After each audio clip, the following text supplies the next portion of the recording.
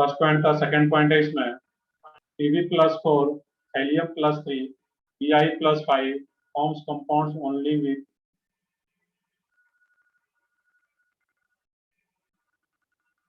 compounds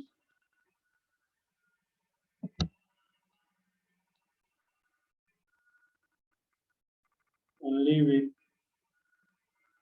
higher electronegative atom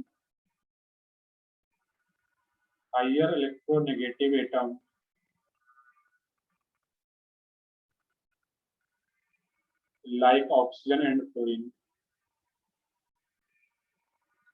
अब एक ये इंपॉर्टेंट देखोगे यहाँ पे कि जो लेड होता है Pb+4 He+3 Bismuth+5।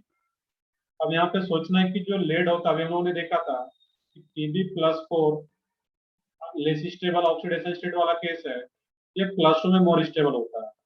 ये हेलियम किस में मोर स्टेबल रहेगा? +1 में।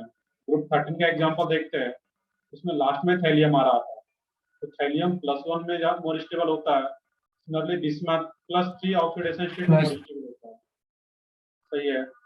अब यहाँ पे मैंने पॉइंट्स एक बताया था, कुछ याद हो तुम्हें कि पीवी की बात करें, यहाँ पे है कन्फिगरेशन देखो, वहां पे पीवी का जब देखोगे लेड का xenon 4f14 5d10 6s2 6p2, मैंने वहां पे बताया हुआ था केस में, ये जो 6s2 का जो इलेक्ट्रॉन होता है NH2 का, वो इनर्ट हो जाता है। इसके न्यूक्लियस के साथ, लेड के न्यूक्लियस के साथ अट्रैक्शन बहुत ज्यादा इंक्रीज कर जाता है इसका। जब अट्रैक्शन इंक्रीज करता है तो ये इनर्ट हो जाता है, तो सिर्फ जब दो ही इलेक्ट्रॉन बाहर जाता है ये +2 ऑक्सीडेशन स्टेट शो करता है। बट कुछ केस में, मैंने ये बताया हुआ था वहां पे क्लियरली इसी टाइप से, कि कुछ केस में जो लेड होता है, कि जो भी उसमें SN या जो भी आ रहा था वहां पे जर्मेनियम, उसका जो H2 का इलेक्ट्रॉन था और H2 5s2 6s2 का, ये भी इलेक्ट्रॉन बॉन्डिंग में पार्टिसिपेट कर पाता है। कुछ केस में ये दो इलेक्ट्रॉन भी बाहर जा पाता है। तो कौन सा कंडीशन है जिसमें ये दो इलेक्ट्रॉन बाहर जाता है? जब वो एलिमेंट जैसे कि लेड हो गया, वो अगर higher oxidation higher electronegative atom like oxygen and fluorine, oxygen atom या फ्लोरीन एटम से अगर बॉन्डेड होगा, इसके साथ अगर कंपाउंड्स का फॉर्मेशन करेगा, तो +4 ऑक्सीडेशन स्टेट भी शो कर सकता है। दैट मीन्स अगर ऑक्सीजन एंड फ्लोरीन के साथ कंपाउंड्स का फॉर्मेशन कर रहा है लेड, उस केस में ये दो इलेक्ट्रॉन भी बाहर जा सकता है वहां पे। और जब ये दो इलेक्ट्रॉन भी बाहर जा रहा है, अब टोटल ऑक्सीडेशन स्टेट क्या हो जाता है इसका? तो ये जा ही रहा है, ये दो भी बाहर जाएगा, ये +4। तो सिंपली याद रखना है कि Pb+4 He+3 Bi+5 ये तीनों अनस्टेबल होता है हायर ऑक्सीडेशन स्टेट में। बट फिर भी अगर हायर इलेक्ट्रोनेगेटिव एटम है, उसके साथ कंपाउंड्स का फॉर्मेशन कर पाता है और वो स्टेबल हो पाता है। यहाँ पे सिंपली याद रखना था कि ऑक्सीजन एंड फ्लोरीन। अब इसमें जो एक टर्म आ रहा था हायर इलेक्ट्रोनेगेटिव एटम, कुछ लोग सुन रखे होंगे इलेक्ट्रोनेगेटिविटी टर्म, या नहीं भी सुने तो इसी चैप्टर में वो लास्ट में पढ़ने वाला है। यहाँ पे सिंपली याद रखना है कि ऑक्सीजन एंड फ्लोरीन का इलेक्ट्रोनेगेटिविटी का वैल्यू ज्यादा है।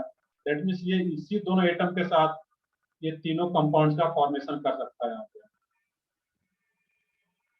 क्लियर है? यहाँ पे एक ये पॉइंट भी याद रखना है। दैट मीन्स ये इनर्ट पेयर इफेक्ट से रिलेटेड सारा पॉइंट है, ये अलग से नोट करने की जरूरत नहीं है, बस ये समझना है साथ में। नेक्स्ट पॉइंट है इसमें, ये जो +4 +3 +5 सिर्फ ऑक्सीजन एंड फ्लोरीन के साथ ही कंपाउंड इसका एग्जिस्ट कर पाता है। क्यों करता है? हम जब इलेक्ट्रोनेगेटिविटी पढ़ेंगे तो वहां पे ये डिटेल में आता है। नेक्स्ट पॉइंट है इसमें कि compounds like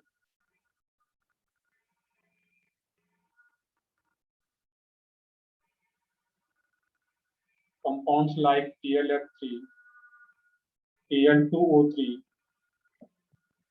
TLF3 basically TLF3, TL2O3,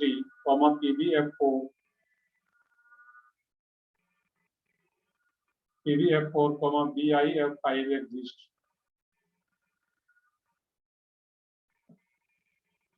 अभी कुछ लिख सकते हो यहाँ पे PbO2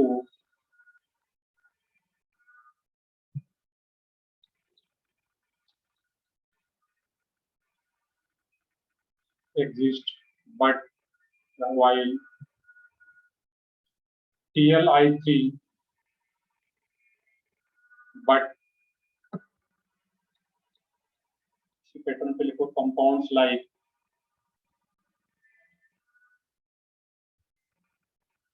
compounds like PbI4, PbBr4,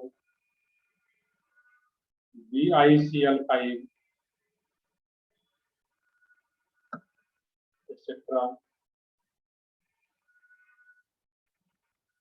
do not exist. अब इसका देखो स्टेटमेंट सिंपल सा है, ये ऑलरेडी लोग एक्सप्लेन कर चुके हैं। यहाँ पे थैलियम का ऑक्सीडेशन स्टेट क्या है, कौन बताओगे? TlF3 में थैलियम का ऑक्सीडेशन स्टेट +3 सही, बिल्कुल, ये क्या रहेगा? +3। Tl2O3 में थैलियम का ऑक्सीडेशन स्टेट +3, ये भी +3 रहेगा। ऑक्सीडेशन स्टेट पहुंच चुके हो तुम लोग, ये +3। PbF4 में Pb का ऑक्सीडेशन स्टेट +4 तो ये क्या आता है? +5। और यहाँ पे PbO2 क्या आता है? +4। यहाँ पे जो देख रहे हो कि थैलियम, लेड और बिस्मथ अपने मैक्सिमम ऑक्सीडेशन स्टेट +3, +4, +5 में आ रहा है। और इसमें ये क्या होता है? अनस्टेबल होता है। यहाँ पे जनरली इसके साथ कंपाउंड्स, इसका जनरली कंपाउंड्स नहीं मिल पाता है, बट कुछ केसेस में ये कंपाउंड्स का फॉर्मेशन कर सकता है। और वो कौन सा केस होता है? ऑक्सीजन एंड फ्लोरीन से अगर कनेक्टेड हो जाए। यहाँ पे थैलियम किसके साथ कंपाउंड्स का फॉर्मेशन कर रहा है? फ्लोरीन के साथ, ऑक्सीजन के साथ, फ्लोरीन के साथ, फ्लोरीन के साथ और ये ऑक्सीजन के साथ। तो अगर ये मैक्सिमम ऑक्सीडेशन स्टेट में ऑक्सीजन एंड फ्लोरीन के साथ कंपाउंड्स का फॉर्मेशन करता है तो एग्जिस्ट कर पाता है। But compounds like PbI4, PbI4 में भी Pb का ऑक्सीडेशन स्टेट क्या है? यहाँ पे +4, ये +5। यहाँ पे जो आ रहा है PbI4, PbBr4, BiCl5 etc. Do not exist, ये एग्जिस्ट नहीं करता है। तो +4 ऑक्सीडेशन स्टेट में या +5 में बिस्मथ अगर है, ये सिर्फ और सिर्फ किसके साथ एग्जिस्ट करेगा? ऑक्सीजन एंड फ्लोरीन के साथ। बाकी किसी आयोडीन, ब्रोमीन, क्लोरीन जो भी रहे उसके साथ ये कंपाउंड का फॉर्मेशन नहीं कर पाता है, ये एग्जिस्ट ही नहीं करता नेचर में। क्लियर है? ये जो सेकंड पॉइंट था उसी को यहाँ पे दोबारा मतलब अलग से लिख दिया गया क्लियरली कि कौन सा एग्जिस्ट करेगा, कौन सा नहीं करेगा। ऐसा बहुत सारा क्वेश्चन तुम्हें जब क्वेश्चन सॉल्व करोगे पीरियोडिक टेबल का तो वहां पे मिलेगा। सीट सब लोग ले लियो पीरियोडिक टेबल का? Yes sir. चलो ठीक है, तो ठीक है, अभी तक तो होमवर्क नहीं मिल रहा था, आज के लेक्चर के बाद कुछ होमवर्क कर पाओगे तुम लोग। ये भी एक इम्पोर्टेंट पॉइंट था कि कौन सा एग्जिस्ट करता है, कौन सा एग्जिस्ट नहीं करता, ये याद रखना है यहाँ पे। सर सीजियम के साथ रिएक्ट नहीं करेंगे? इसके साथ सीजियम के साथ सीजियम या फिर किसके साथ बोलो? थैलियम। बाकी जो यहाँ पे देखना है इसी ग्रुप का देखना है, बाकी किसी दूसरे एलिमेंट की बात नहीं करेंगे। थैलियम के साथ जो रहा था वो पॉइंट अभी हम लिखेंगे यहाँ पे। यहाँ पे मैंने Pb और Bi लिखा है, थैलियम वाला केस आएगा अलग से। नेक्स्ट पॉइंट, इसमें भी पॉइंट्स खत्म नहीं हुआ इसमें। यहाँ पे थैलियम के रिगार्डिंग ये पॉइंट्स है। TlI3 exist exceptionally।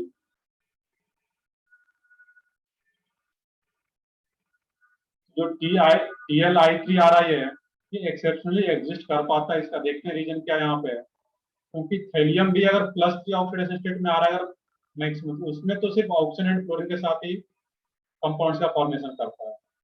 अब यहाँ पे सोचना कि जो TlI3 है यहाँ पे, तो नॉर्मली अगर सोचोगे तो लगेगा कि थैलियम का ऑक्सीडेशन स्टेट +3 आ रहा है, बट एक्चुअल में एग्जिस्ट अगर एक्सेप्शनली करता है कि जब ब्रेक करोगे इसको यहाँ पे, ये Tl+ और I3- में ये ब्रेक होता है।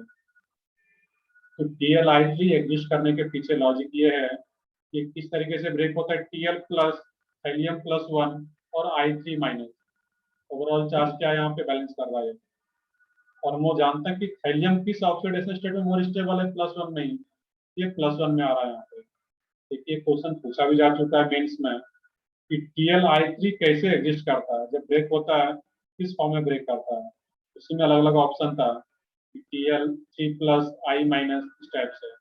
याद रखना उसमें कि TL+ और I3- में ये ब्रेक होता है, क्योंकि TL He+1 में ही मोर स्टेबल होता है यहाँ पे, इसका एक अलग रीजन है यहाँ पे। सो ठीक है, तो ये 3-4 पॉइंट्स आ रहा था इनर्ट पेयर जो हम पढ़े थे उसी में ये है, और ये काफी इंपॉर्टेंट पॉइंट है, इसमें कई सारे क्वेश्चन यहाँ से फ्रेम किया है। हाँ बताओ,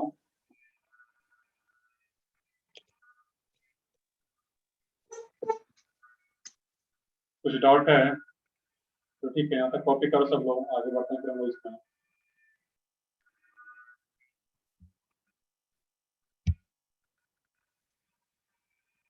तो TL-I3 एक स्पेशल केस है, ये एग्जिस्ट भी करता है, और कैसे एग्जिस्ट करता है, TL+1 और I3-। नेक्स्ट पार्ट है इसमें, तो ये हम लोग देख रहे थे अभी तक inert pair effect. Next part है तुम्हारा इसमें एटॉमिक रेडियस।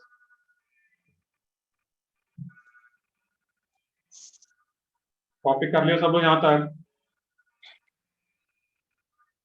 Yes sir. चलो ठीक है, आगे बढ़ते हैं फिर हम लोग इसमें। नेक्स्ट काफी इंटरेस्टिंग पार्ट है इसमें, एटॉमिक रेडियस।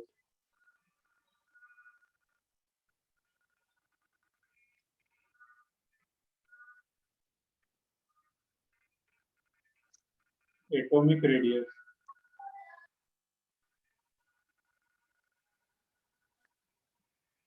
तो पढ़े भी हो गए तुम लोग 9th-10th में, इसको कौन डिफाइन करोगे, एटॉमिक रेडियस क्या होता है? Distance between Distance between electron and nucleus. Distance between nucleus and Outermost electron. outermost cell, sir. Outermost shell containing electron. Outermost electron ना यूज करके वो क्या बोलो, आउटरमोस्ट सेल कंटेनिंग इलेक्ट्रॉन। सही है वैसे सब लोगों का डेफिनेशन सही है।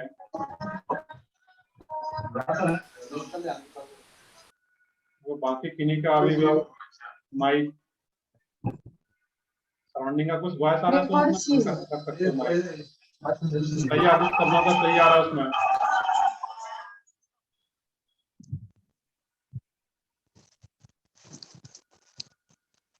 तो ठीक है, इसका डेफिनेशन मैं लिख देता हूँ, सबका डेफिनेशन सही आ रहा था इसमें।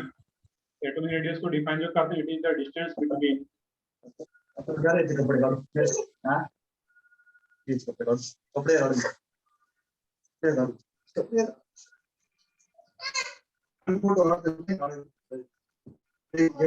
माइक को म्यूट रखना है जिनका भी आसपास कहीं अगर नॉइज हो रहा है।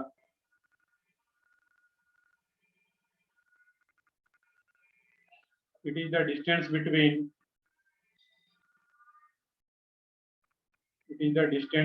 nucleus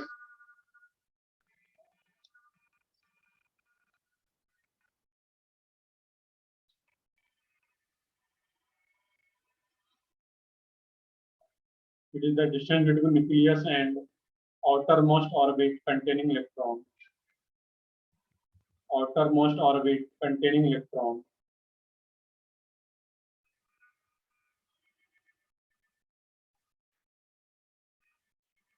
Containing electron.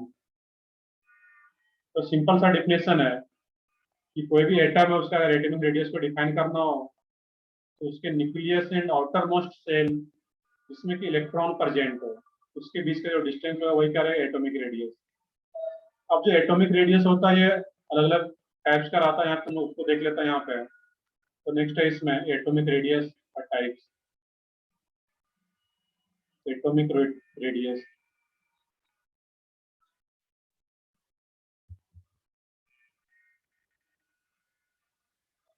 तो मेनली 3 टाइप का रहेगा इसमें। तो फर्स्ट है कोवैलेंट रेडियस। कोवैलेंट रेडियस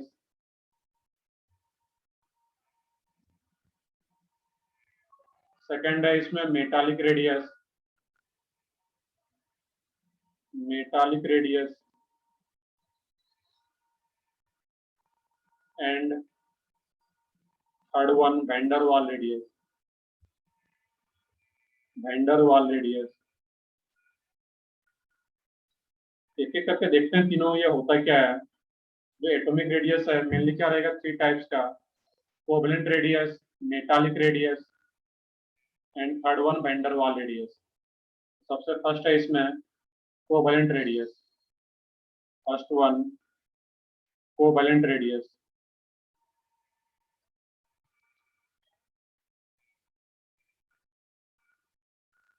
काफी आसान सा है तीनों, बस डेफिनेशन देखना है यहाँ पे इसका।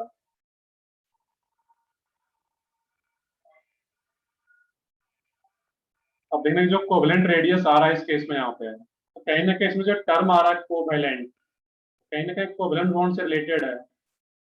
और कोवैलेंट बॉन्ड इनके बीच में फॉर्म हो पाता है मेटल मेटल, नॉन मेटल या metal non metal. Covalent bond का फॉर्मेशन किन दो के बीच में होता है, metal metal, metal non metal या non metal non metal. Metal non metal. हम लोग आगे पढ़ेंगे भी, बट ये Metal, बताओ कि non-metal. जो कोवलेंट बॉन्ड का फॉर्मेशन है तो ये सब ना होता है नॉन मेटल के बीच में। ये जो कोवलेंट रेडियस यूज भी किया जाता है मेनली किस लिए यूज किया जाता है, नॉन मेटल्स के लिए। तो देखते हैं वो पॉइंट हम लोग आगे देखें, पहले इसका डेफिनेशन लिख लेते हैं कि कोवलेंट रेडियस होता है क्या एक्चुअल में। It is 1/2 of the distance, it is 1/2 of the distance between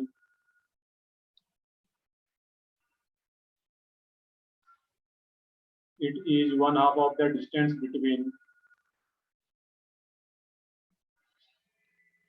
between the centers of two nuclei, centers of two nuclei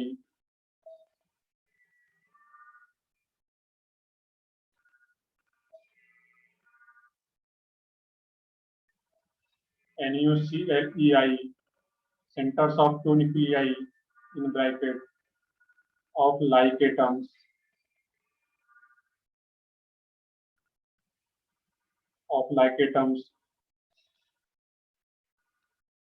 bonded by a single covalent bond, single covalent bond।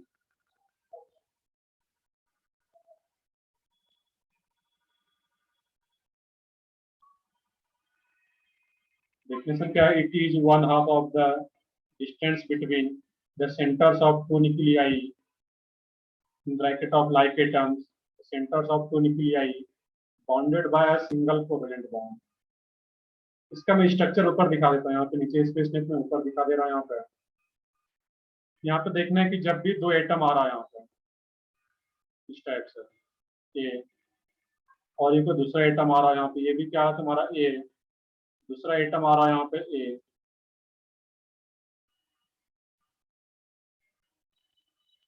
अब यहाँ पे जो ये इस atom का ये nucleus था और ये एटम का न्यूक्लियस आ रहा है, और जब भी कोवलेंट बॉन्ड का फॉर्मेशन होता है तो दोनों एटम दोनों ओवरलैपिंग करता हुआ दिखाते हैं। वो आगे हम लोग केमिकल बॉन्डिंग चैप्टर में पढ़ेंगे भी कि किस तरीके से ओवरलैपिंग होता है।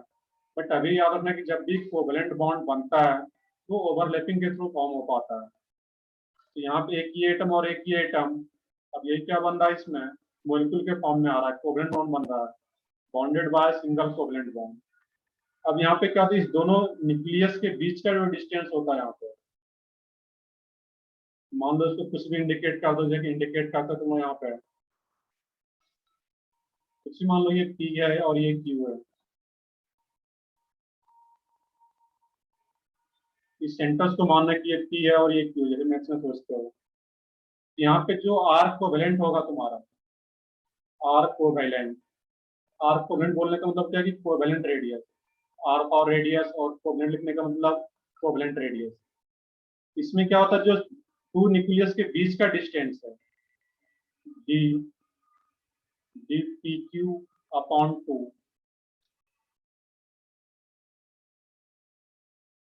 तो डिस्टेंस बिटवीन पी क्यू और उसी को 2 से डिवाइड कर देना है, 1/2 ऑफ द डिस्टेंस, उसको हाफ कर देना वहां पर, ये क्या आ जाता है तुम्हारा इसमें कोवेलेंट रेडियस। डायग्राम के नीचे इसको लिख लेते हैं यहाँ पे। तो सिंपल सा था कि कोवेलेंट बॉन्ड दो एटम के बीच में अगर फॉर्म हो रहा है कहीं पे, तो वहाँ पे ओवरलैपिंग करता हुआ दिखाते हैं हम लोग, और ओवरलैपिंग कर रहा है अगर दो एटम, देख लीजिए वहाँ पे कोवेलेंट बॉन्ड का फॉर्मेशन है। और यहाँ पे जो दोनों न्यूक्लियस के बीच का जो डिस्टेंस है, उसी को अगर हाफ कर दे रहा है यहाँ पे है, तो ये क्या निकल के आ जाता है, कोवेलेंट रेडियस। हाँ बताओ मानस। सर बट जो कोवैलेंट बॉन्ड से कंपाउंड बनता है वो कंप्लीट। फिर से बताओ, वॉइस ब्रेक हो रहा है तुम्हारा। सर जो कोवैलेंट बॉन्ड रहता है, जो भी कंपाउंड बनता है कोवैलेंट बॉन्ड का, पर वो कंप्लीटली स्फीयर नहीं बनता ना सर, तो रेडियस मतलब कम ज्यादा हो सकती है। देखते हैं वो कम ज्यादा हो सकता है, बट मैंने यहाँ पे क्या लिया हुआ है, तुम जो करो वो कम ज्यादा हो सकता है, बट मैंने क्या लिया हुआ है, लाइक एटम। दैट मीन्स ये कोई एटम है और वही जैसे यहाँ पे एफ है और ये एफ है, F2 आ गया या Cl2 आ गया, इस टाइप हम लोग लाइक एटम ले रहे हैं वहाँ पे। क्लियर है? तो उसमें वहाँ पे जो रहेगा आर कोवेलेंट तुम्हारा distance of P Q, D क्या है डिस्टेंस, पी क्यू का जो डिस्टेंस है उसको 2 से डिवाइड कर दोगे तो फिर तुम्हारा आर कोवेलेंट निकल के आ जाता है। अब दोनों अगर अलग अलग एटम है उसके लिए फिर अलग लॉजिक है वहाँ पे, देखते हैं उसको भी अभी हम लोग।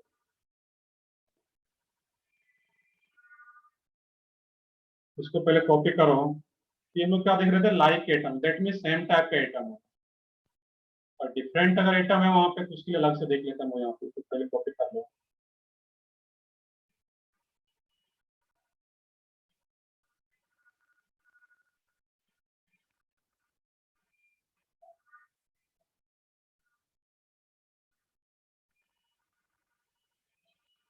तो ये तो कॉपी कर लिया सब लोग इसमें।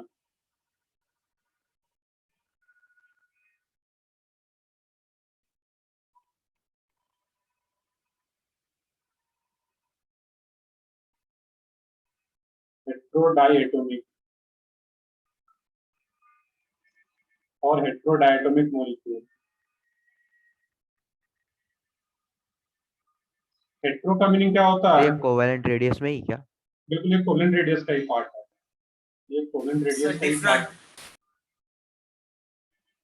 ये क्या रहेगा यहाँ पे, हम लोग देख रहे थे सेम एटम, होमो एटम। लाइक एटम बोलने का मतलब क्या था, सेम एटम के बीच में। तो लाइक एटम बोलो या फिर इसको क्या बोलते हैं जनरली, होमो एटम। तो होमो का मीनिंग क्या होता है, सेम। तो सेम एटम के बीच में ये बॉन्ड बन रहा है यहाँ पे, कोवेलेंट बॉन्ड। ये आ रहा है और हेट्रोडाइएटोमिक। तो हेट्रोडाइएटोमिक मॉलिक्यूल का मतलब क्या आ रहा है कि दो एटम हो बट दोनों एटम क्या और डिफरेंट टाइप का, हेट्रोडाइएटोमिक मॉलिक्यूल आ रहा है। ऐसे केस में जो डीप, देखिए यहाँ पे पी क्यू लिख रहे थे, उस केस में अगर हम लोग डी पी क्यू लिखते हैं वहां पे है, और यहाँ पे ए एटम आ रहा है, वहां पे क्या रहेगा तुम्हारा, ए बी कोई मॉलिक्यूल आ रहा है। एक एटम ए है और दूसरा एटम क्या है इसमें, बी। तो वहां पे जो तुम्हारा डिस्टेंस आता है उस केस में डी ए बी क्या आ रहा है यहाँ पे, दोनों के न्यूक्लियस के बीच का डिस्टेंस देख रहे हैं यहाँ पे। इसको हम लोग डिफाइन करते हैं R A plus R B. R A क्या है, रेडियस ऑफ ए, और आर बी क्या है, रेडियस ऑफ बी एटम। और इसमें अगर हम लोग कोवेलेंट रेडियस बात करते हैं तो यहाँ पे दोनों को डिवाइड कर देते हैं यहाँ पे। डी ए बी का मीनिंग क्या है, distance between nucleus of A and B का जो डिस्टेंस है उसको हम लोग क्या लिखते हैं, R A plus R B. और उसी को अगर 2 से डिवाइड कर देते, ये क्या आ गया तुम्हारा, R A plus R B. हम लोग अलग से लिख लेते हैं इसको, आर कोवेलेंट। इस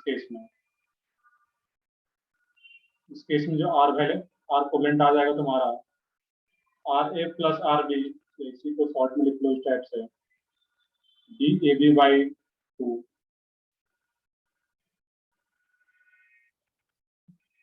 यहाँ पे सिंपली डिफिनेशन देखना है कि अगर लाइक एटम्स होगा तो सिंपली क्या करना है, वहां पे बेसिकली वही काम करना है। यहाँ पे दोनों का डिस्टेंस गिवन रहेगा तुम्हारा, और ये मेनली लाइक एटम्स के लिए डिफाइन किया जाता है। बाकी अगर डिसलाइक डेट में हेटेरो एटम हो तो उसको इस तरीके से सोचना है वहां पे कि D A B equal to R A plus R B. जो आर ए एटम का रेडियस होगा, बी एटम का जो रेडियस है, दोनों को ऐड करेंगे और उसको अगर 2 से डिवाइड कर देंगे तो फिर ए बी मॉलिक्यूल का जो आएगा वो आ जाता है वहां पे।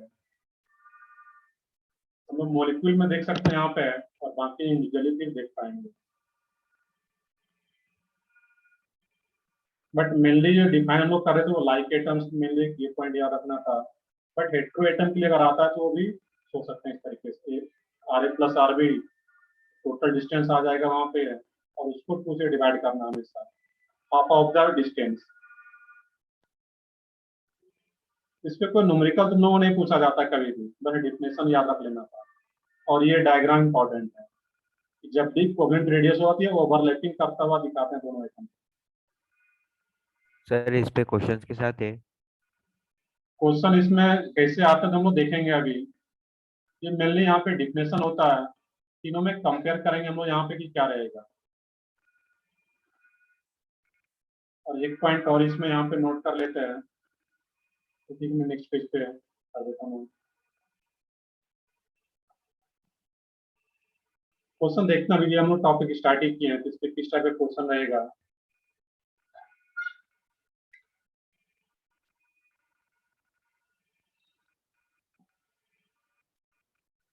तो इसको कॉपी भी करो, 1 मिनट वेट भी करो इसमें।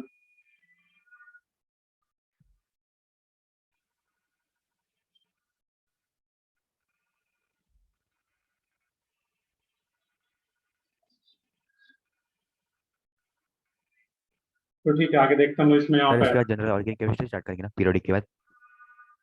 हाँ, बताओ फिर से क्या पूछ रहे हो। सर मैं पूछ रहा था कि पीरियोडिक के बाद जीओसी स्टार्ट करेंगे ना। नहीं, पीरियडिक के बाद तुम्हारा क्या स्टार्ट होगा, केमिकल बॉन्डिंग, इनऑर्गेनिक का ही पार्ट है, जो कि तुम्हारे पहले भेजे J1 में स्टार्ट भी हो चुका है। बी आई एन होगा ना। हाँ बिल्कुल, ये BIN देख लेंगे, बिल्कुल BIN। बट ये 2 लेक्चर का है, तुम लोगों को जो बुकलेट में मिला होगा काफी स्मॉल सा ही है। ये 2 लेक्चर का है, पीरियड टेबल के बाद हम लोग BIN को देख लेंगे।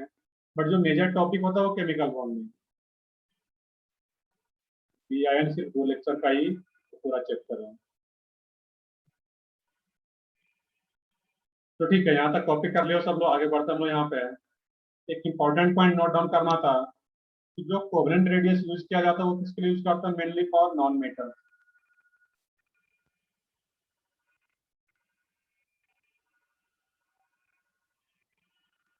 नेक्स्ट पॉइंट इसमें कॉपी करना था कि covalent radius is generally used for, covalent radius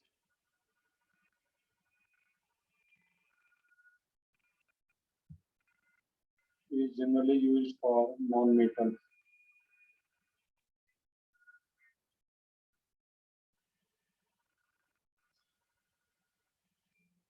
क्योंकि सबको पता है कि नॉन मेटल के बीच में क्या होगा, कोवेलेंट बॉन्ड बनता है, दैट मींस कोवेलेंट रेडियस में पे चलता है।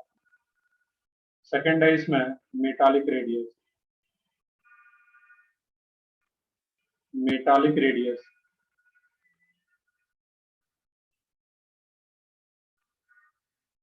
और नेम से क्लियर है यहाँ पे कि मेटालिक रेडियस ये किस केस में यूज हो रहा होगा, मेटल्स के बीच में। मेटल्स के लिए हम लोग चेक करते हैं मेटालिक रेडियस, इसका भी डिफिनेशन है, पहले उसको नोट कर लेना है। It is 1/2 of the distance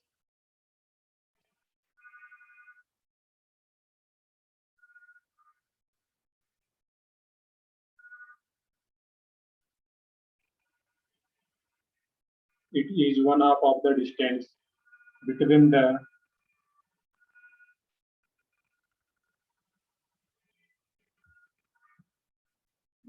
nuclei of, nucleus का एक फुल फॉर्म आ रहा है nuclei, nuclei of 2 adjacent metal atoms, 2 adjacent metal atoms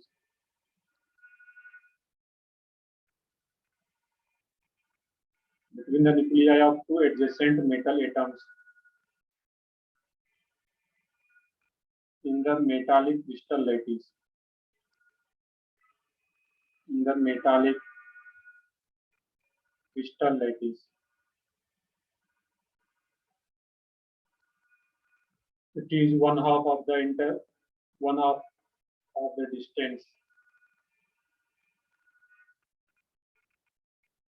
इसको कट कर लेते हैं यहाँ पे। 1/2 of the distance between the nuclei of two adjacent metal atoms in the metallic crystal lattice. अब इसका देखना है यहाँ पे डायग्राम में क्या डिफरेंस होता है यहाँ पे। सर हाँ बताओ। सर क्रिस्टल के बाद क्या लिखा है? लैटिस, LATT, यहाँ पे LATTIC, lattice, metallic crystal lattice. अब देखना यहाँ पे इसका जो डायग्राम होता है यहाँ पे है,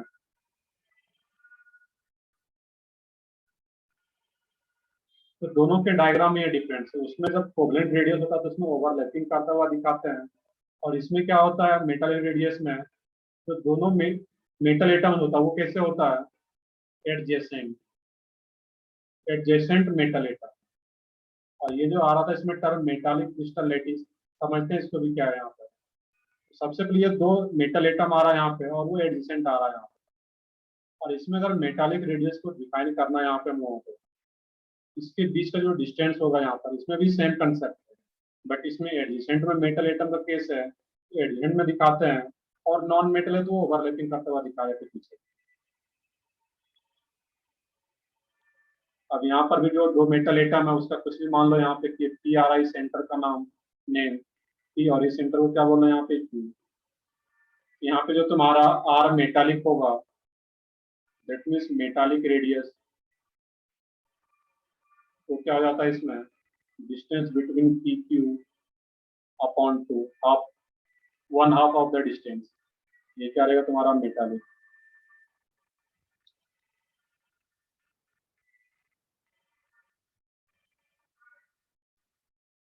और इसमें वो टर्म जो आ रहा है कि metallic crystal lattice, crystal lattice जो होता है यहाँ पे है, बेसिकली आगे का पार्ट है चैप्टर 12 में सॉलिड स्टेट, वहां पे तुम्हें पढ़ाया जाएगा।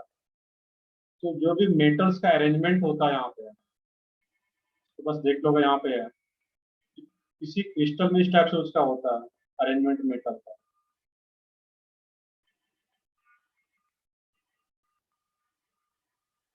इस टाइप से कुछ वो अरेंजमेंट रहता है वहां पर। मेटेलिक साल्ट टाइप, मेटालिक बिल्कुल उसी टाइप का रहता है, क्रिस्टल का फॉर्मेशन है देखो उसी टाइप से कुछ आएगा वहां पे, इस टाइप से। यहाँ पे जो भी मेटालिक क्रिस्टल लैटिस आ रहा है, इसी को मैं इस टाइप से दिखाता है। कोई भी मेटल से क्रिस्टल के फॉर्म में रहता है जनरली वहां पे, इसी पूरे को हम लोग क्या बोलते हैं मेटालिक क्रिस्टल लैटिस। अब यहाँ पे किसी दो को मैंने यहाँ से मैग्नीफाई कर लिया, मान लो कि ये दो, किसी भी दो को मैंने यहाँ से, मान लो कि ये सेंटर का ये दो है, किसी भी दो मेटल एटम को मैंने यहाँ से साइड कर लिया है। अब इसी दोनों को मैग्नीफाई करके यहाँ पे लिखा जा रहा है, इसी दोनों एटम को अलग करके PQ यहाँ पे लिखा जा रहा है। इसी दोनों एटम का जो बीच का जो डिस्टेंस होगा यहाँ पे P और ये Q,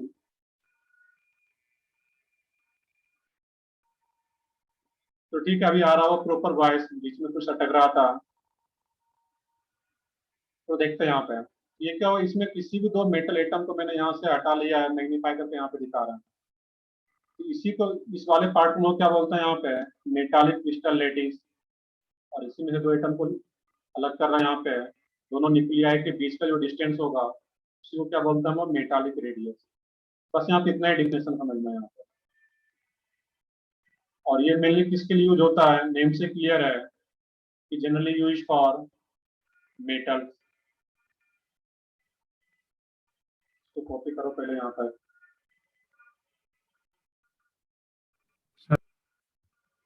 तो ठीक है आगे देखते हैं फिर।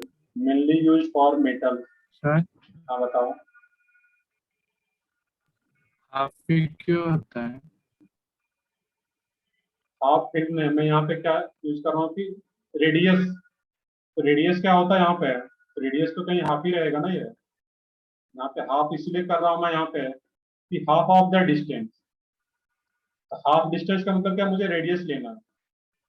तो अगर मान लो कि एग्जाम्पल मॉलिक्यूल में इसको डिफाइन करता है यहाँ पे है, बट अगर किसी एटम का होगा, एटम का अगर ये तो पूरे का डिस्टेंस आ गया, किसी एक एटम का हम लोग रेडियस निकालें, एटॉमिक रेडियस देखना है, और उसी का ही अलग अलग कैटेगरी आ रहा था कोवलेंट मेटालिक। ये तो दो एटम के बीच का ये PQ का डिस्टेंस है, एक एटम का जो रेडियस होगा ये तो हाफ ही रहेगा यहाँ पे, तो दैट मीन यहाँ पे 2 से डिवाइड कर रहा है, distance between P Q divided by 2, ये रहा यहाँ पे है। किसी एक एटम का डिस्टेंस देख रहे हैं, एक एटम का रेडियस देख रहे हैं, और उसमें अलग अलग कैटेगरी का कोवलेंट एंड मेटल, फिर हम हाफ से डिवाइड कर देंगे। हाँ, एक पॉइंट लास्ट पॉइंट यूज करना था, मेनली यूज फॉर मेटल्स, किसके लिए यूज होता है, मेटल्स के लिए मेटालिक रेडियस।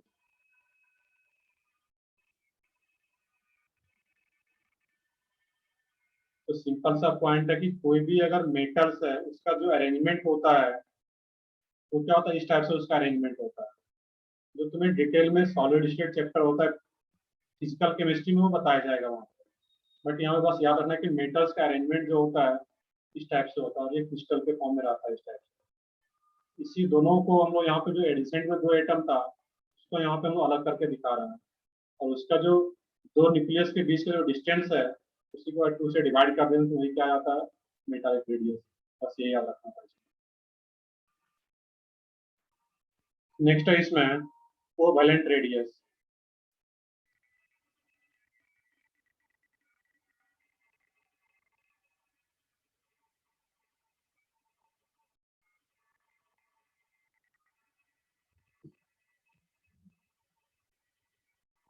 कर ले, कॉपी कर ले इसको।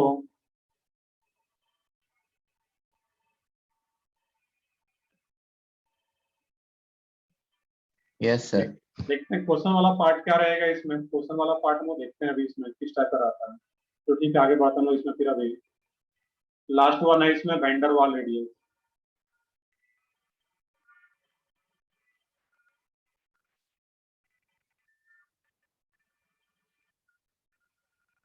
वैन वाल radius,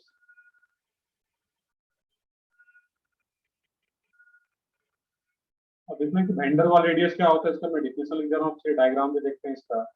it is 1/2 of the distance,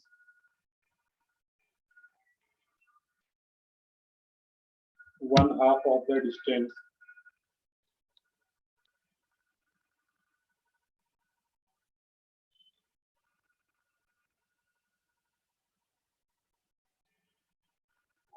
it is 1/2 of the internuclear distance,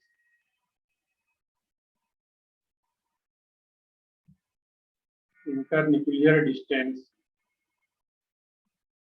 internuclear distance between 2 adjacent atoms, between 2 adjacent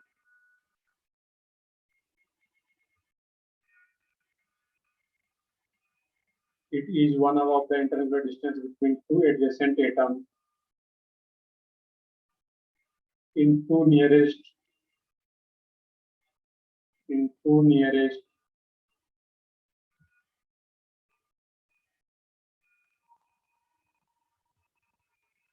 neighboring molecule, into nearest neighboring molecule of the substance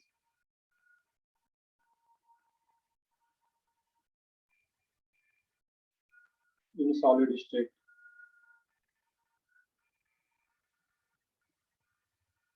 देखते हैं इसका meaning क्या है। It is 1/2 of the internuclear distance between 2 adjacent atoms in 2 nearest neighboring molecule, 2 nearest neighboring molecule of the substance in the solid state। अब तो यहाँ पे term भी आ रहा है सॉलिड स्टेट, मैंने पीछे अभी बताया भी था कि फिजिकल केमिस्ट्री में एक चैप्टर होता है 12th में सॉलिड स्टेट, वहाँ पे डिटेल में ये चीजें आता है। बट हम लोगों को यहाँ पे डेफिनेशन समझना है, बाकी उससे प्रिलिमिनरी नहीं बहुत ज्यादा यहाँ पे। अब इसमें आप देखोगे यहाँ पे डायग्राम, यहाँ पे देखोगे ध्यान पे,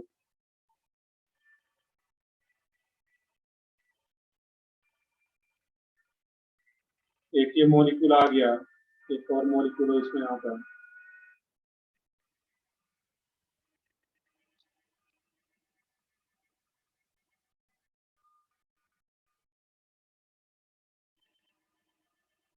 देखना यहाँ पे ये 2 डिफरेंट मॉलिक्यूल है। ये कोई कोवलेंट बॉन्ड बना रहा, मान लेते हैं एक्स और ये एक्स है, ये एक मॉलिक्यूल ये आ गया और एक ये मॉलिक्यूल ये आ गया। अब यहाँ पे जो हम लोग डिफाइन करते हैं इस केस में, एक ये डिस्टेंस और ये डिस्टेंस यहाँ पे,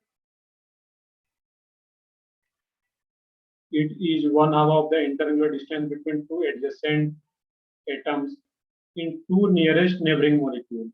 ये दो मॉलिक्यूल आ रहा था, एक ये मॉलिक्यूल और एक ये मॉलिक्यूल, इसके एडजेसेंट में आ रहा है, और इसके एडजेसेंट में ये जो दोनों एटम आ रहा है यहाँ पे, इसके न्यूक्लियस के जो बीच का डिस्टेंस होता है यहाँ पे, इसको भी मान लो यहाँ पे कुछ भी बोल लो, पी क्यू नाम दे रहा है, इसको भी क्या बोल लो, पी क्यू, ये सेंटर को नेम दे रहा हूँ यहाँ पे।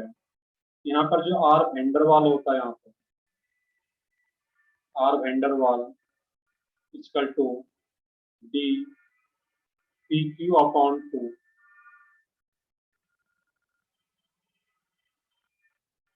तो जब वेंडरवाल रेडियस होता है यहाँ पे है, ये बेसिकली क्या आ रहा है यहाँ पे, ये इसको क्लियरली दिखा होगा यहाँ पे,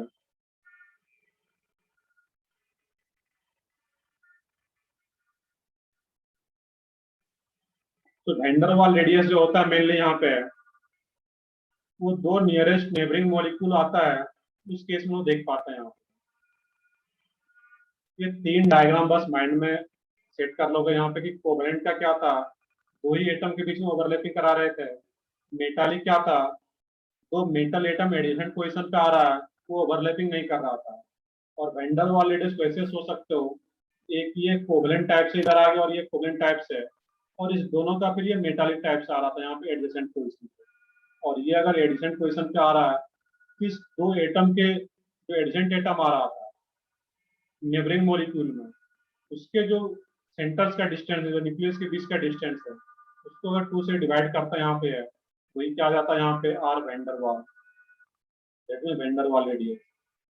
और ये जो होता है मेनली यूज किया जाता है इनर्ट गैसेस के लिए, बाकी नॉन मेटल्स के भी यूज किया जाता है, बट मेनली क्या जाता है यहाँ पे है इनर्ट गैसेस के लिए। वो देखते हैं उस पॉइंट को भी। अभी तो प्रॉपर वॉइस आ रहा नहीं थी, बीच में ब्रेक हो रहा होगा, आई थिंक अभी प्रॉपर है।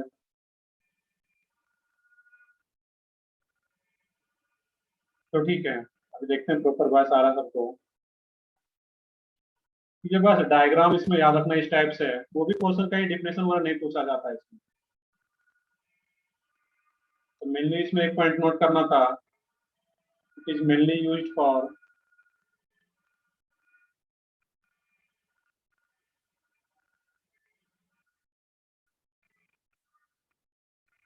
mainly used for inert gases। बाकी ये जो वेंडर वाल रेडियस होता है, बाकी नॉन मेटल्स के भी केस में देखते हैं, ऐसा एक नहीं वेंडर वाल रेडियस सिर्फ, बट मेनली यूज किया जाता है इसमें इनर्ट गैसेस।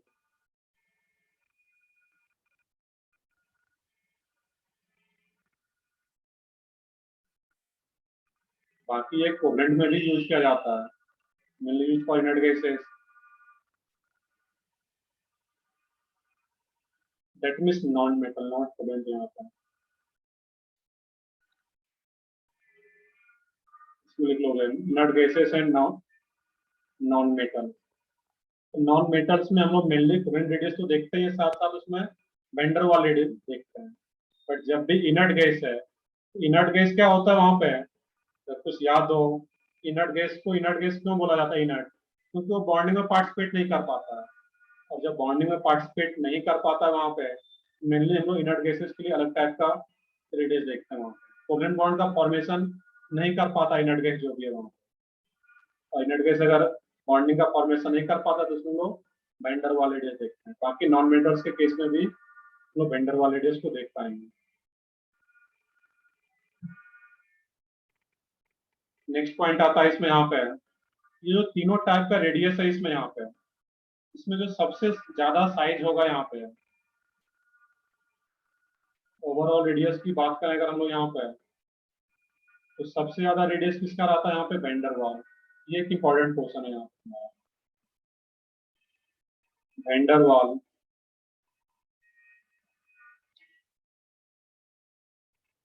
देन मेटालिक, और सबसे लास्ट में कोवेलेंट। तो कॉपी करो, समझते हैं इसको हम लोग।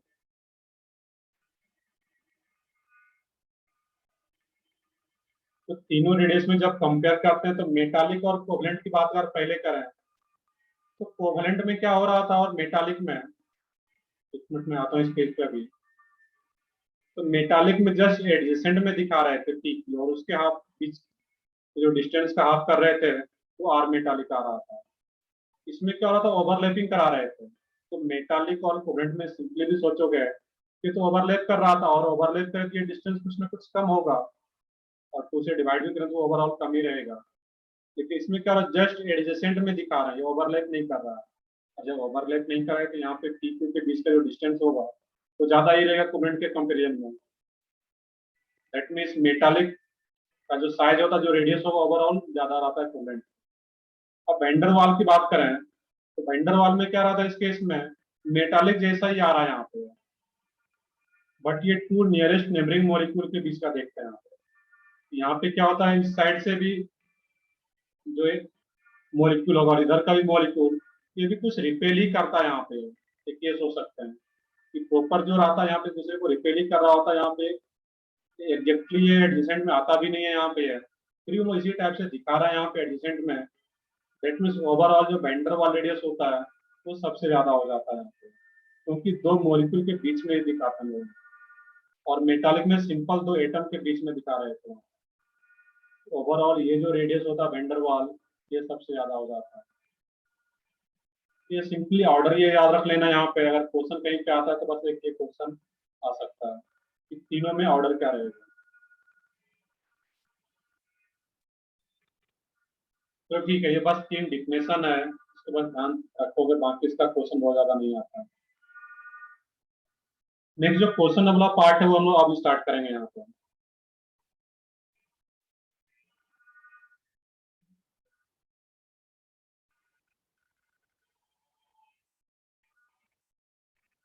सर तीनों के रेडियस कभी इक्वल हो सकते हैं? नहीं, ये तीनों रेडियस कभी इक्वल नहीं रहेगा यहाँ पे। ये तीनों रेडियस जो है कभी भी इक्वल नहीं होगा यहाँ पर। ये हमेशा वैंडरवाल रेडियस अगर निकालना है किसी के लिए तो हमेशा ज्यादा होगा देन मेटालिक देन कोवेलेंट।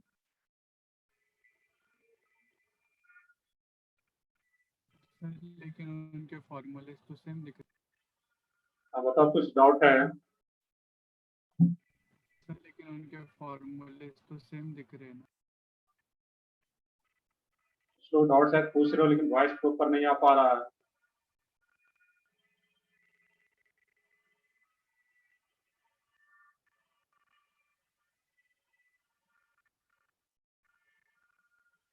तो ठीक है, पहले कॉपी करो यहाँ से, फिर आगे देखते हैं लोग यहाँ पे।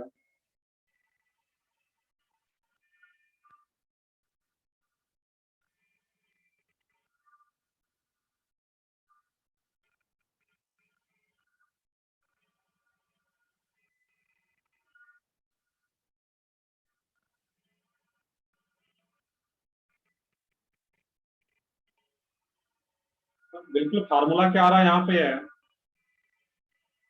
सबका सेम ही है, बट यहाँ पे कुछ न कुछ जब एक्चुअल में निकाल, ये हम लोग बस फार्मूला देख रहे हैं यहाँ पे। इस फार्मूला में बस एक्चुअल जो डिस्टेंस रहेगा तुम्हारा वहाँ पे, क्योंकि फार्मूला हम लोग इधर का भी देख रहे थे पीछे का, यहाँ पे इसमें भी क्या आ रहा है पी क्यू, बट एक्चुअल में पी क्यू यहाँ पे देखो कि ओवरलैप कर रहा है, और ओवरलैप कर गया अगर यहाँ पे तो पी क्यू का जो डिस्टेंस होगा वो कम हो जाएगा। यहाँ पे ओवरलैप नहीं कर रहा है इस केस में, यहाँ पे पी क्यू का डिस्टेंस ज्यादा होगा। पी क्यू जो आ रहा है डिस्टेंस यहाँ पे, और डिस्टेंस अगर ज्यादा है तो ओवरऑल ये मेटालिक जो होगा रेडियस वो ओवरऑल ज्यादा हो पाता है। और जो वेंडरवाल होता है यहाँ पे, ये एडिसेंट के साथ साथ इधर कोवेलेंट भी बनाता है यहाँ पे, और ये गिफ्ट ये एडिसेंट में आता भी नहीं है यहाँ पे है, क्योंकि ये मॉलिक्यूल दोनों मॉलिक्यूल के बीच में रिपेल कर रहेगा एक दूसरे को, ये कुछ दूरी रहता है यहाँ पे। दैट मीन्स ये जो वेंडरवाल होता है सबसे ज्यादा हो जाता है साइज वाइज। तो फार्मूला सेम होने से ये सेम नहीं हो जाएगा कभी भी। वो बस दिखा रहे हैं कि पी क्यू मानना यहाँ पे सबका जो भी आ रहा है, तो वो तो कैलकुलेशन जब किया जाएगा तो वहां पे रहेगा, बट कैलकुलेशन अपने को एटम का करना नहीं है यहाँ पे, उसका रेडियस एग्जैक्टली क्या होगा। चलो ठीक है, आगे बढ़ते हैं फिर हम लोग इसमें। तो नेक्स्ट हम लोग एटॉमिक साइज की बात कर रहे थे यहाँ पे। कॉपी तो सब लोग कर लिए थे यहाँ तक?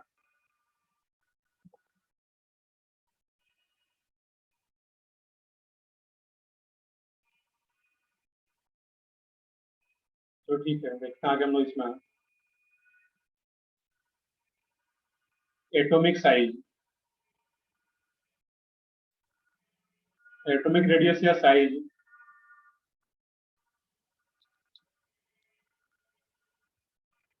अब इसमें देखना कि पीरियोडिक टेबल में अगर ग्रुप में, इन अ ग्रुप, इसी ग्रुप में टॉप टू बॉटम जाते हैं हम लोग यहाँ पे, कोई भी ग्रुप हो। फर्स्ट ग्रुप ही ले लेते हैं यहाँ पे, lithium, sodium, potassium, rubidium, caesium. तो ग्रुप में अगर टॉप टू बॉटम जा रहे हैं तो साइज क्या होता है, इंक्रीज या डिक्रीज? इंक्रीज। इंक्रीज होता है सर। इंक्रीज रहेगा। क्यों इंक्रीज होता है? Sir sir number of because shell एक बढ़ एक जाती है। ऑर्बिट बढ़ता है। सही है, number number of of shells orbit sir orbit. Increase. सही है सब नौ का। जब कन्फिग्रेशन भी लिखोगे इसका, ये क्या लिख, शॉर्ट में मैं लिखूं अगर यहाँ पे हीलियम 2s1, इसमें क्या आ जाएगा तुम्हारा नियॉन 3s1। क्लियरली देख लो कि इसमें 2 3 आर्गन और s1 रुबिडियम, इसका क्या रहेगा यहाँ पे क्रिप्टन 5s1 और सीजियम का जेनॉन 6s1। तो सब में देख लो कि इसमें second shell, third shell, fourth shell, fifth shell, six shell, तो नंबर ऑफ सेल्स इंक्रीज कर रहा है यहाँ पे। तो जब भी ग्रुप में टॉप टू बॉटम जाते हैं एक ग्रुप में, इसमें साइज क्या होता है, इंक्रीज, साइज इंक्रीजेज।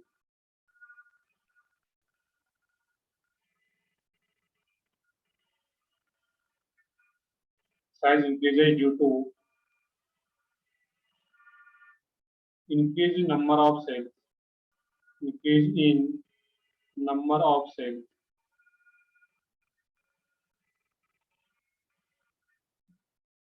सिंपल से कोई भी अगर ग्रुप में अगर देखें यहाँ पे टॉप टू बॉटम जा रहे हैं तो साइज, एटॉमिक साइज क्या होगा, इंक्रीज करेगा due to increase in number of shells and numbers of orbit.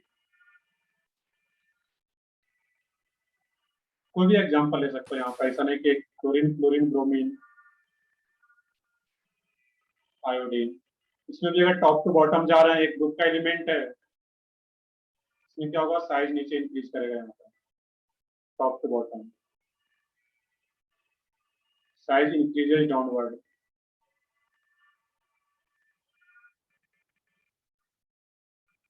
और रीजन सेम है, नंबर ऑफ सेल्स क्या होगा, इसमें भी टॉप टू बॉटम जा रहे हैं, इंक्रीज करेगा। इसको कॉपी करो। नेक्स्ट है इसमें किसी पीरियड में अगर जाते हैं तो पहले कॉपी कर लो इसको।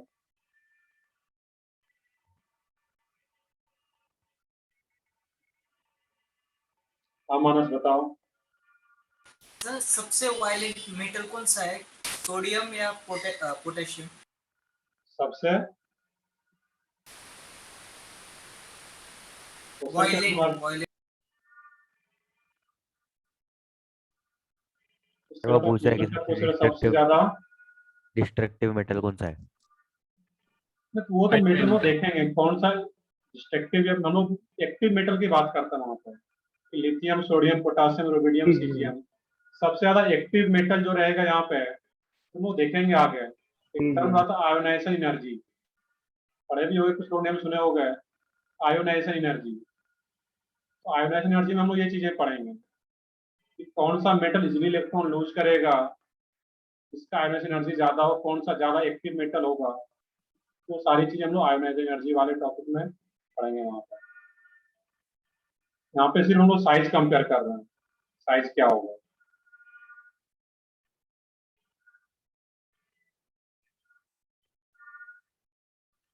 कर ले, कॉपी कर लिया यहाँ तक सब लोग?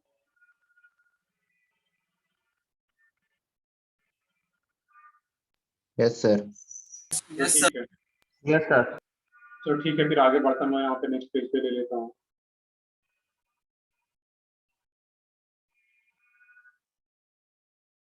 इन a period, in a period, और जब भी पीरियड में देखते हैं हम लोग वहां पे क्या बोलते हैं, लेफ्ट टू राइट। जब भी पीरियड की बात करें तो वहां पे क्या बोलेंगे, लेफ्ट टू राइट। कोई भी एग्जांपल लिया है यहाँ पे, lithium, beryllium, boron, carbon, nitrogen, oxygen, chlorine, neon. अब यहाँ पे देखना, ये काफी इंपॉर्टेंट पार्ट है। यहाँ पे जब lithium, beryllium, boron, carbon, nitrogen, oxygen, chlorine जब लेफ्ट टू राइट जाते हैं किसी भी पीरियड में, तो साइज क्या होता है?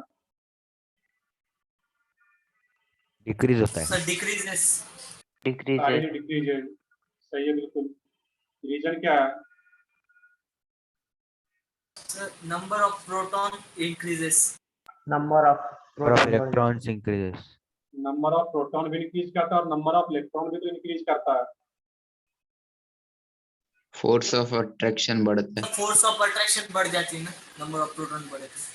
सही है। इसमें एग्जैक्ट जो वर्ड है कि size decreases due to increase in effective nuclear charge या फोर्स ऑफ अट्रैक्शन। कोई टेक्निकल वर्ड में क्या बोलना है? Effective nuclear charge.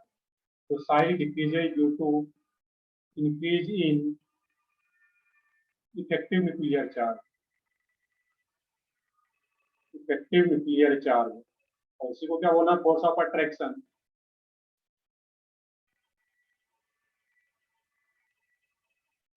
तो size decreases due to increase in effective nuclear charge या फोर्स ऑफ अट्रैक्शन।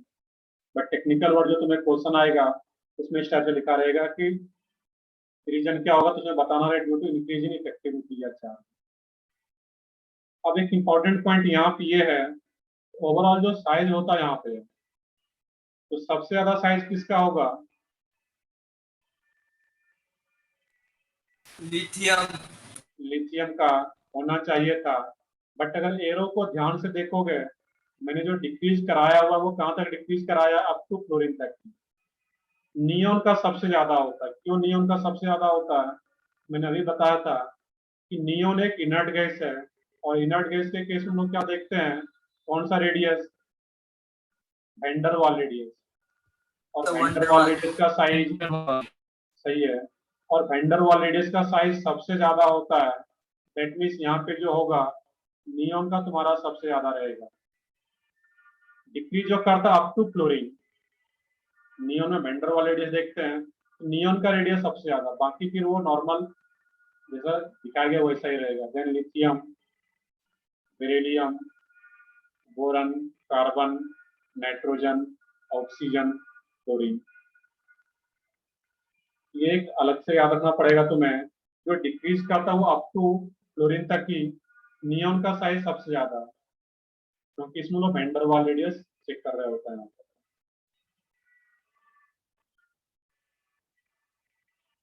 यहाँ पे अभी तक जो पढ़े हो गए उसको भूल जाना। यहाँ तक कि जो डिक्रीज करता है, ठीक है डिक्रीज करता है, but up to chlorine neon का सबसे ज्यादा ड्यू टू वैन डर वाल रेडियस।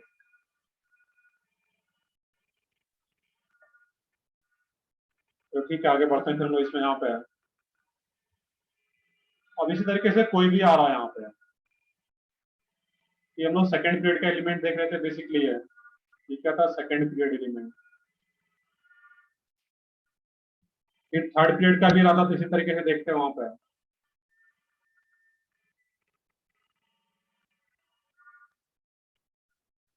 तो ठीक है, ये दोनों देख रहे थे यहाँ पे, एटॉमिक रेडियस की बात कर रहे थे।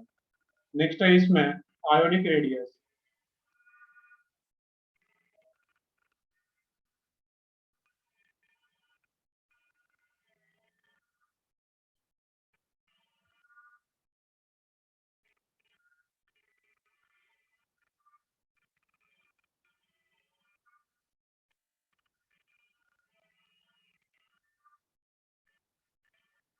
लार्जेस्ट एटॉमिक रेडियस किसका रहेगा?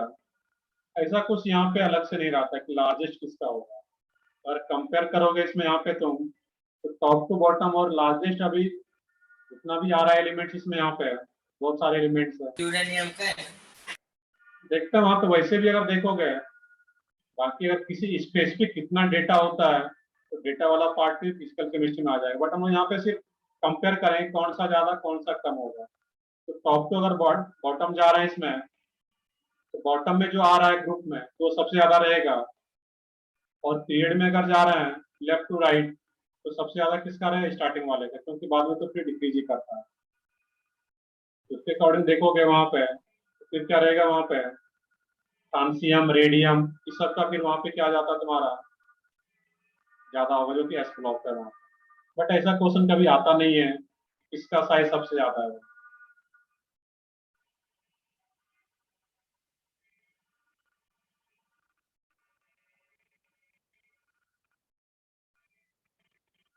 तो ठीक है, आगे बढ़ते हम लोग यहाँ पे। ये देख रहे थे एटॉमिक रेडियस। नेक्स्ट टॉपिक है इसमें आयोनिक रेडियस।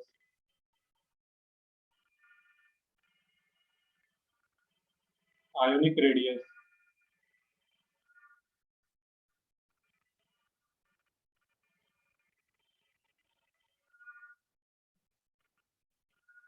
अब देखने के आयोनिक रेडियस जो रहेगा मेनली यहाँ पे है, वो भी क्या रहेगा, दो टाइप का। या तो कैटायनिक रेडियस होगा या फिर एनायनिक रेडियस होगा। तो एटम क्या होगा वहां पे, या तो कैटायन बना रहा हो या फिर एनायन। ये भी दो टाइप का मिल रही यहाँ पे आयनिक रेडियस। तो फर्स्ट है इसमें कैटायनिक,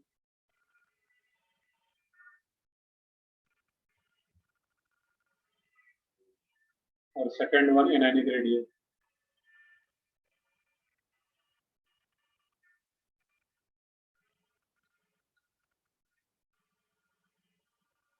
अब यहाँ पे देखने के एग्जाम्पल मैं बताता हूँ। यहाँ पे कोई भी कैटायनिक रेडियस अगर आ रहा है, मान लेते हैं कि सोडियम मेटल है यहाँ पर Na और Na+, इस दोनों में साइज कंपेयर करना है, क्योंकि नॉर्मल एटम है और दूसरा कोई उसी एटम का कैटायन बन रहा है।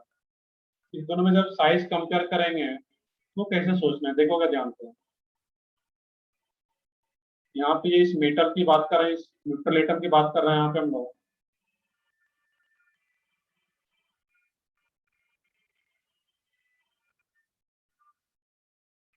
अब यहाँ पे देखोगे नंबर ऑफ प्रोटॉन कितना होता है इसके पास, यहाँ पे 11 इसके न्यूक्लियस में होगा, 11 प्रोटॉन।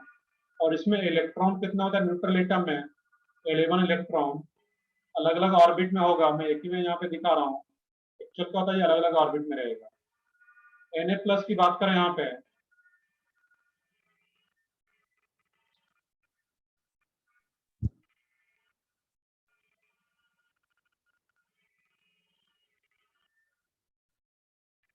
इसमें 11 प्रोटॉन, ध्यान से देखो काफी इंपॉर्टेंट पार्ट है ये।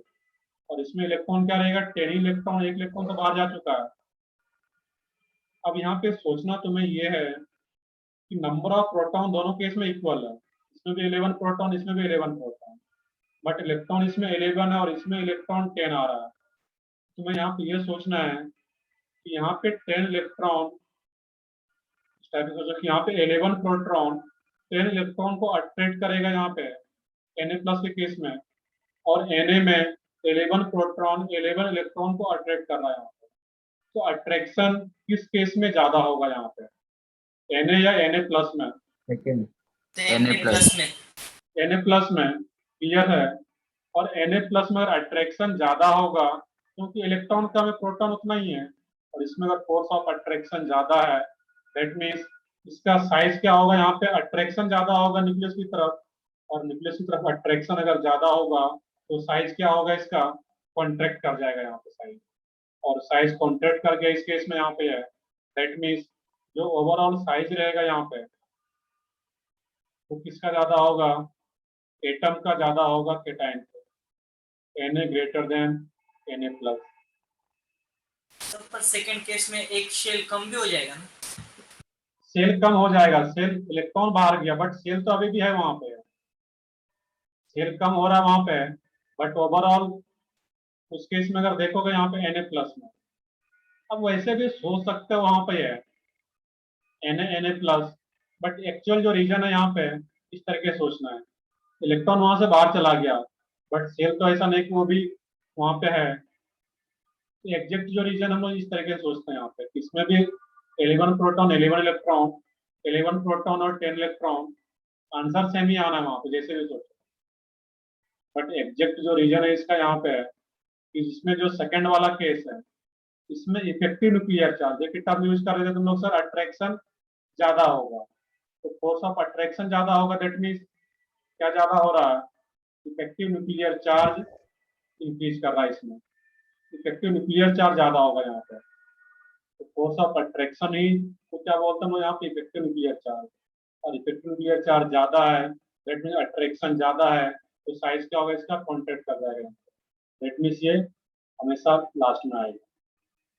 तो लोग यहाँ पे ये बोल सकते हैं ओवरऑल कि किसी भी एटम का अगर केटाइन आ रहा है यहाँ पे, साइज की बात करें हम लोग यहाँ पे, तो कोई भी अगर आर आ रहा हो उसका जो आर प्लस होगा दैट मीन जो केटाइन बन रहा होगा उसी एटम का, वो हमेशा क्या होगा उसका स्मॉल।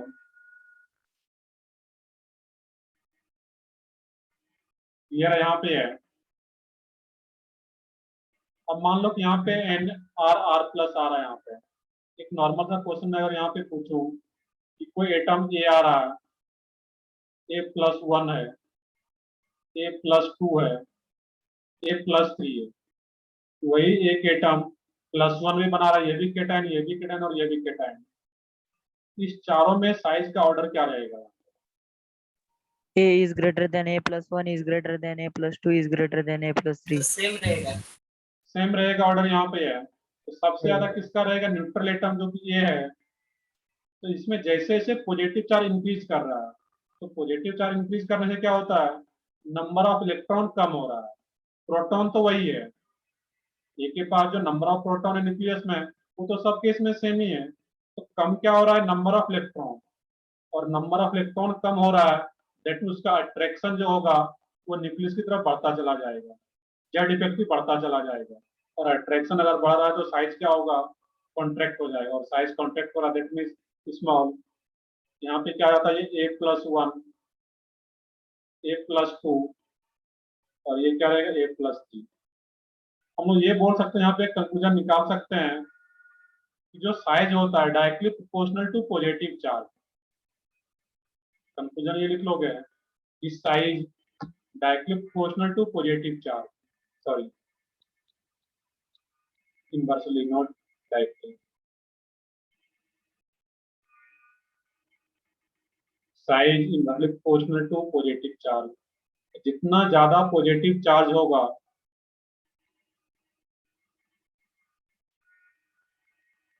यहाँ पे ब्रैकेट में लिख लोगे नीचे, यहाँ पे स्पेस, और सेम एटम की बात कर रहे हैं यहाँ पे, सेम एटम पे पॉजिटिव चार्ज होगा तो उस केस में ये हम लोग रिलेशन देखते हैं। तो जितना ज्यादा पॉजिटिव चार्ज एटम पे उसका साइज उतना ही क्या हो रहा है? कम हो रहा है। रिलेशन क्या आएगा? इनवर्सली प्रोपोर्शनल, बट वो सेम एटम पे पॉजिटिव चार्ज आ रहा है वहाँ पे, और सेम एटम। चलो इसको कॉपी करो यहाँ पे। हम लोगों ने एक एग्जांपल से स्टार्ट किया था और इसी को फिर जनरलाइज कर दिया यहाँ पे। अरे यार वॉइस इज ब्रेकिंग। तो बाकी लोग ही बताओ, क्लियर है? वॉइस ब्रेक हो रहा है? क्लियर है सर सर। बीच में ब्रेक होता है। सर अभी अभी क्लियर बीच है? बीच में हो जाता है। चलो ठीक है, बीच बीच में हो जाता है तो ठीक है, बहुत ज्यादा अगर दिक्कत नहीं तो हम लोग कर सकते हैं कंटिन्यू बीच में। फिर हम लोग केटाइनिक रेडियस के बारे में डिटेल में देख रहे थे कि न्यूट्रल एटम से साइज उसका हमेशा कम ही होगा, और जैसे जैसे पॉजिटिव चार्ज इंक्रीज होगा उसका साइज कम ही होता चला जाएगा, और उसका मेन रीजन क्या होगा? Z effect.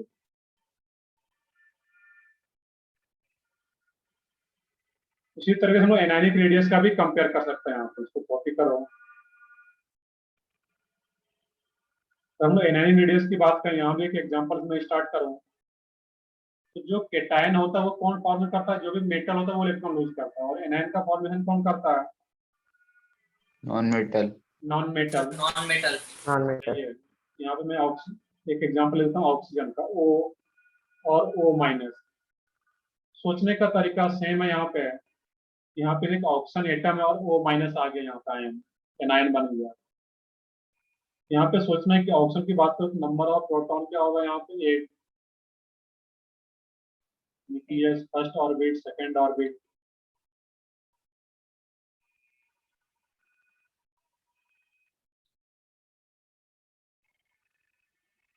इसमें नंबर, इसलिए चलो मैं ड्रॉ कर देता हूँ यहाँ पे।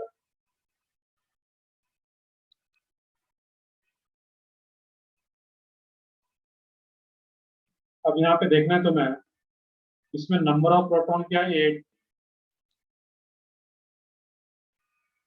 8 प्रोटॉन, और इसमें भी नंबर ऑफ प्रोटॉन क्या 8, वो तो चेंज नहीं हो रहा है। इसमें नंबर ऑफ इलेक्ट्रॉन्स क्या है तुम्हारा 8 इलेक्ट्रॉन अलग अलग ऑर्बिट में रहेगा, और इसमें नंबर ऑफ इलेक्ट्रॉन कितना हो गया 9 9।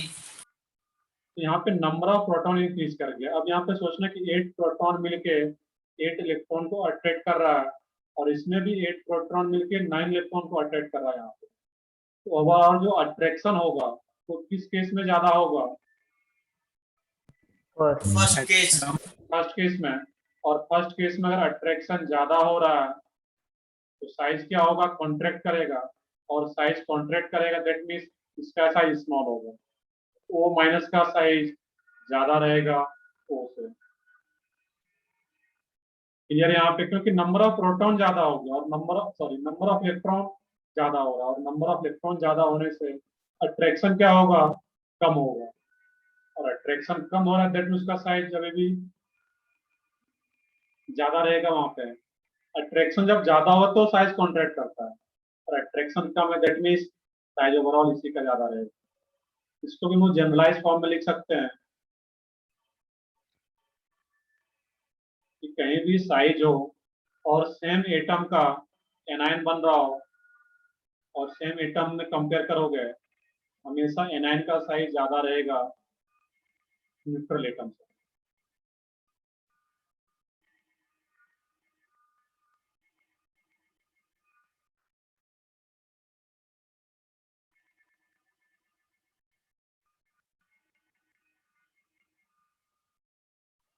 तो बस एक एग्जांपल, 1 मिनट और लगेगा इसमें, एक एग्जांपल देखना है यहाँ पर बस।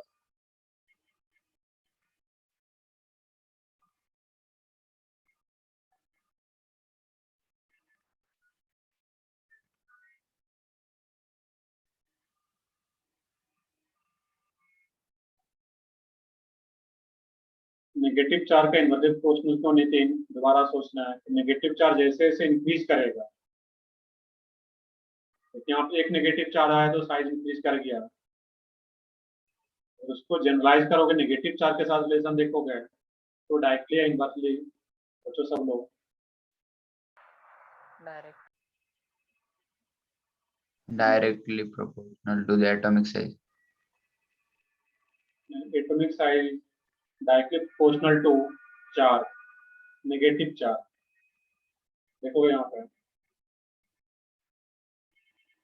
अब यहाँ पे क्या हो, ए हो, ए -1 आ रहा हो, ए -2 आ रहा हो चार्ज, ए -3 चार्ज हो, तो जो भी एटम है, नाइट्रोजन होता, नाइट्रोजन -1 -2 -3 जो भी है यहाँ पे, इसमें क्या करते हैं इस केस में, यहाँ पे अगर हम लोग साइज कंपेयर करेंगे तो नंबर ऑफ प्रोटॉन तो सब में सेम है, but number of electrons increase होता जा रहा है, और नंबर ऑफ इलेक्ट्रॉन जितना ज्यादा होगा उसका अट्रैक्शन उतना ही कम होगा वहां न्यूक्लियस के साथ, और अट्रैक्शन कम होगा दैट मीन साइज क्या होगा उसका ज्यादा ही होगा। यहाँ पे अगर साइज की बात करें इस चारों में तो सबसे ज्यादा किसका रहेगा, A minus A A minus minus A-3, then A-2, A minus 1 A-1, और लास्ट में क्या आता है इसमें A। यहाँ पे अगर रिलेट करोगे साइज को नेगेटिव चार्ज के साथ, तो जितना ज्यादा नेगेटिव चार्ज होगा उतना ज्यादा उसका साइज ज्यादा है, तो size directly proportional to negative charge. ये दो इंपॉर्टेंट रिलेशन निकल के आ रहा है यहाँ पर भी, कि अगर न्यूट्रल एटम से कंपेयर करें तो फिर इस तरीके से, और जैसे जैसे चार्ज इंक्रीज होता जाएगा नेगेटिव चार्ज उसका साइज भी क्या होगा, इंक्रीज होता जाएगा, और पॉजिटिव चार्ज इंक्रीज होने से साइज क्या होता है, डिक्रीज होता है यहाँ पे इनवर्टेड प्रोपोर्शनल रिलेशन। इसमें किन्हीं को कोई डाउट होती है, काफी इंपॉर्टेंट पार्ट था, कैटायनिक रेडियस और एनायनिक रेडियस, और सोचने का तरीका याद रखना किस तरीके से सोचना है, कहीं भी कोई एग्जांपल आता है तो नेक्स्ट क्लास में इसका हम लोग बाकी एग्जांपल कर पाएंगे, बहुत सारा इसका एग्जांपल आता है, आज तक तुम लोग थ्योरी ही पढ़े सिर्फ इसका। बाकी तुम लोगों का जो होमवर्क करोगे इसमें, 1 मिनट में होमवर्क चेक कर देता हूँ क्या कर सकते हो इसमें।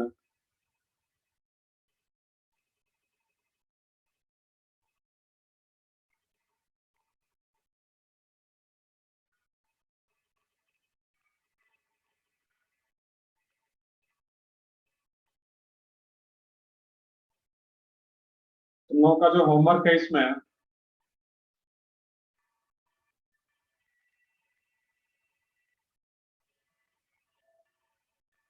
Exercise 1 part 1 and part 2 part 1 and part 2 section ABC section A B C periodic table का मॉड्यूल में एक्सरसाइज 1 का पार्ट 1 पार्ट 2 का सेक्शन ABC इवन पार्ट 3 भी है इसमें। यहाँ पर पार्ट 3 तुम्हारा इंटीजर टाइप का है, तो पार्ट 1 पार्ट 2 पार्ट 3 तीनों का सेक्शन ABC ये लोग नेक्स्ट क्लास में डिस्कस नहीं करेंगे, बाद में कभी डिस्कस करेंगे। बट एक ये ध्यान रखना है कि ऐसा नहीं कि सर ने होमवर्क दिया हुआ डायरेक्टली क्वेश्चन जाके सॉल्व करने लगे। जितना भी क्लास उन्होंने थ्योरी पढ़ा हुआ है कि किसी एलिमेंट का पीरियड नंबर कैसे निकालते हैं, लॉ कैसे निकालते हैं, किस ग्रुप का वो कैसे निकालते हैं, इनर्ट का इफेक्ट क्या होता है, ऑक्सीडेशन स्टेट पढ़ चुके हो तुम लोग, ऑक्सीडेशन स्टेट को भी एक बार रिवाइज करना है, देन क्वेश्चन को सॉल्व करना है। तो रिवाइज के बाद अगर क्वेश्चन अटेम्प्ट करते हो तो क्वेश्चन सारे क्वेश्चन सॉल्व कर पाओगे, ये समझ में ज्यादा आ पाए कौन सा क्वेश्चन कहाँ का है। चलो ठीक है, ओके। कुछ डाउट है? सर होमवर्क के लिए न्यू नोटबुक करनी है। होमवर्क का अगर चाहो तुम लोग तो ऑर्गेनिक में जहाँ पे होमवर्क करते थे ऑर्गेनिक का जो अलग नोटबुक में था, ऑर्गेनिक वाले नोटबुक में इसको भी सॉल्व कर सकते हो पीरियड टेबल। बट जो लोग पीरियड टेबल का मैंने बताया भी हुआ स्टार्टिंग में, इसका जो लेक्चर नोट्स है वो अगर सेपरेट बुक में होता नोटबुक में तो वो ज्यादा सही है और इनऑर्गेनिक के लिए पूरा, बाकी किसी भी नोटबुक में इसको क्वेश्चन कर सकते हो। चलो ठीक है, कॉपी कर लियो यहाँ तक सब लोग। Yes sir. Bye sir. Okay bye. Thank you sir. Okay bye. Bye sir. Bye sir.